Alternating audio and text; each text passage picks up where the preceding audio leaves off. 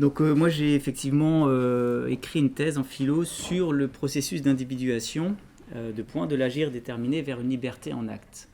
Alors comme vous l'avez entendu dans mon titre, il y a la notion de liberté et donc effectivement ma thèse porte sur la liberté, mais ce que j'ai essayé de faire, c'est pas de travailler la liberté comme valeur, c'est-à-dire la liberté qu'on hisse à tout va, dont on se réclame à chaque fois, mais effectivement de travailler la question de la liberté, de comprendre comment on construit la question de la liberté et pourquoi on a besoin de construire cette question-là.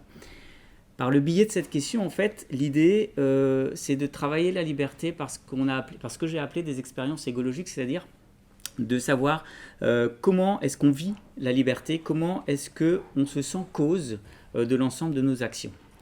Être cause de nos actions, ça a eu quelques conséquences dans la réflexion.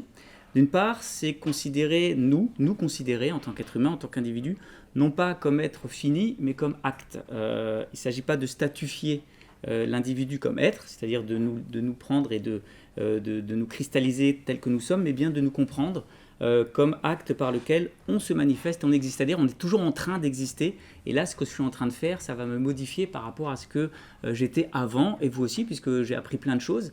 J'ai peut-être un petit cancer là parce que je suis blanc et je vous avoue que ça m'a un petit peu inquiété, j'ai plus de cheveux, je me suis pris un coup de soleil et du coup voilà. Ça a modifié ma perception de ma relation au soleil par exemple. Donc je suis un individu en train d'exister et je me manifeste par rapport à ça. Et c'est pour ça que je parle de processus d'individuation, c'est-à-dire de la façon dont on se construit continuellement et dont on existe.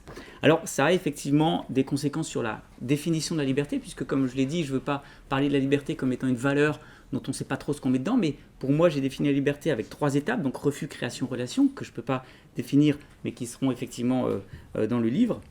Et puis ça redéfinit aussi son rapport au pouvoir et au vivant, tout simplement, parce que pour qu'on conscientise ou qu'on comprenne qu'on est un être en train d'exister, il faut qu'on comprenne qu'effectivement on est un être d'abord vivant, dans un monde vivant, et je crois que le Covid nous a montré et nous a rappelé largement notre rapport au monde vivant en général. Voilà, donc, ma conclusion en fait de cette thèse, c'est que l'idée c'est de passer d'un individu, ou de l'idée d'un individu transparent à soi, aux autres, au monde, façonné par de multiples normes, au sein d'une logique malheureusement de surveillance, et un individu constamment en train d'exister, au sein d'un idéal démocratique porté par un agir commun. On parlait aussi tout à l'heure par exemple de la gestion des déchets, de la gestion de l'eau douce, etc. C'est cet agir commun qu'on doit peut-être préserver autour du vivant, dans cette fonction-là d'un individu en train d'exister.